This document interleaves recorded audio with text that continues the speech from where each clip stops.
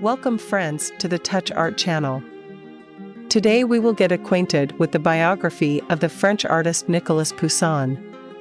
The founder of the Classicism style, he is considered one of the most significant masters, the influence of whose work cannot be overestimated. Most of his works are associated with mythological and biblical subjects. A lot of interesting things await us ahead, let's go. Nicolas Poussin, Niccolo Poussino, was born in 1594 in the north of France, in Les Andelys, in Normandy. The exact date of his birth has not been established. Information about the family of the future genius and his early years is very scarce. His father, Jean, a descendant of a notary family and a veteran of the army of King Henry IV, was from Soissons. Mom, Marie de Lezman, came from a wealthy peasant family and was illiterate. There is no evidence left of the son's relationship with his parents. In any case, having left for Italy, he completely broke all ties with his small homeland and called his relatives rude and ignorant. Nicolas Poussin was educated at the Jesuit Latin school in Rouen. The young man loved to draw to such an extent that he covered all his school notebooks with images of imaginary people, to the great displeasure of his parents. Poussin received his first painting lessons in Rouen from the traveling artist Nouvel Jouvenet. Further, the drawings of the young Poussin apparently attracted the attention of Quentin Varen, who was then working in Andely on a church order. Around 1610, Nicolas Poussin became his student, and his subsequent work shows a certain influence of Varenne, in particular, attention to subject matter, accurate rendering of facial expression, delicacy of draperies, and the desire to use subtle and at the same time rich color combinations.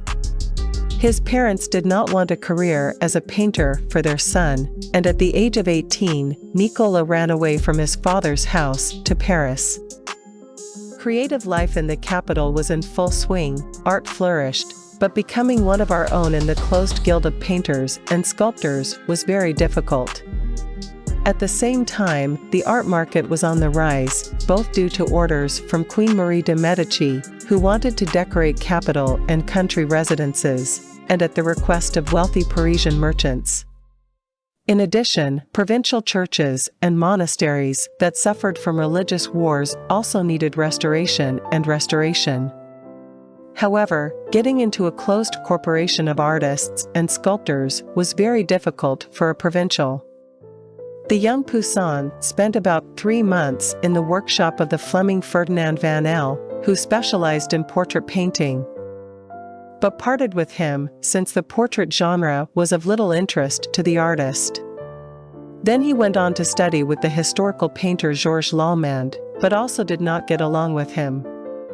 In addition, Poussin expected to be deeply involved in drawing, and Lezman's lack of attention to the accuracy of the reproduction of figures did not suit his apprentice. Nikola, who had a strong personality, did not accept the studio system. Throughout his creative life he wrote slowly and carefully, preferring to work alone. Nicolas Poussin faced significant debts in Paris that he could not pay. The capital's artists were not too tolerant of outsiders, fighting them, including through fines and lawsuits. As a result, he returned to his parents' house and again joined Varenne. Together, they returned to Paris in 1616. While studying in Paris, Nikola quickly realized that here, in fact, he had only one source of inspiration available to him, the Louvre. One of the important events for him was his acquaintance with Alexandre Courtois, valet to the Dowager Queen Marie de Medici, keeper of the royal art collections and library. Alexandre Courtois owned a collection of engravings from paintings by the Italians Raphael and Giulio Romano, which delighted Poussin.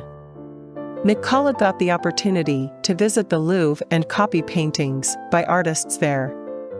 In the royal collection, Poussin was able to become acquainted with ancient art for the first time. Poussin's first Parisian patron was Chevalier Henri Avis from Poitou, who introduced the artist into the court environment. Poussin got the opportunity to work in a hospital and study anatomy. However, Ava soon took Poussin to his estate, where he ordered him to decorate the interiors, but Nikola did not have a good relationship with the Chevalier's mother. He left Poitou, and in order to pay the contractual penalty, he executed several landscapes for the Château de Clisson in the Lower Loire. Images of Saints Francis and Charles Borromeo for the Capuchin Church in Blois, as well as a bacchanalia for the Count of Chiverny in the same city. All these paintings have been lost. The hard work led to an illness from which Poussin recovered for almost a year. During this time, he lived in his native place and tried to paint as much as he could. His brush was the landscape painting in Huguenot's house in Grand Andely above the fireplace.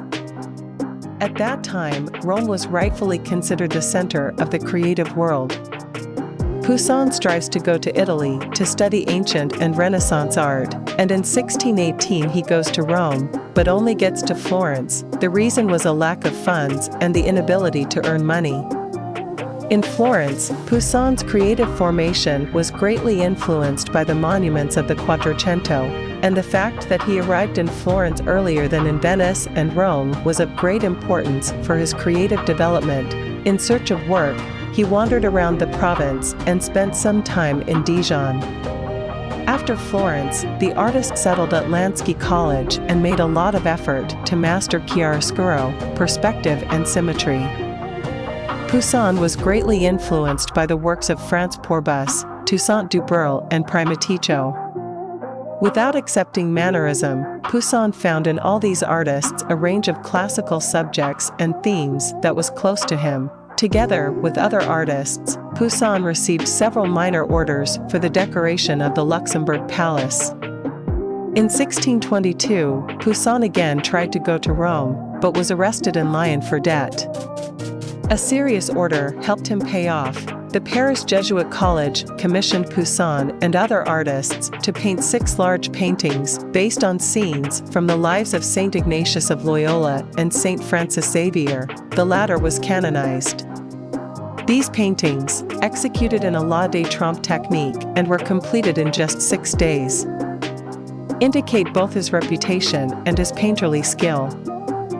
In Lyon, the artist received a commission for the altarpiece of the Notre Dame Cathedral in Paris, the Assumption of the Virgin Mary, commissioned by the Parisian Archbishop de Gondi, who was depicted as a donor, also testifying to his skill and authority in French art of that time. It can be called the most significant work of Nicolas Poussin. This is the first of the surviving large paintings by Poussin, executed before leaving for Italy. At that time, Nicolas Poussin created works on subjects from mythology, studied the works of Da Vinci and Dürer, and was fond of poetry. His work of that period was greatly influenced by the sculptures, paintings, and graphics of Titian, Carracci, and Raphael. Poussin's work attracted the attention of the Italian poet Cavalier Marino, who lived in France. His patronage allowed the 30-year-old artist to work and develop calmly. At Marino's house, Poussin had full access to the library, which contained treatises by Leon Battista Alberti and Dürer, as well as some manuscripts and drawings by Leonardo da Vinci. Poussin performed several illustrations for Marino's poem Adonis, preserved in the Roman library of Cardinal Massimi. In his early works on ancient subjects, Poussin decisively broke with the established tradition of depicting dramatic scenes in theatrical settings and avoided 17th-century costumes with complex headdresses, necklines, and lace. An analysis of Poussin's early graphics indicates that he developed a new, deeply individual style back in the Parisian period, which was not very favorable for his development. Cavalier Marino returned to Italy in April 1623. Apparently, he was sincerely interested in the artist's work and summoned him to the papal court.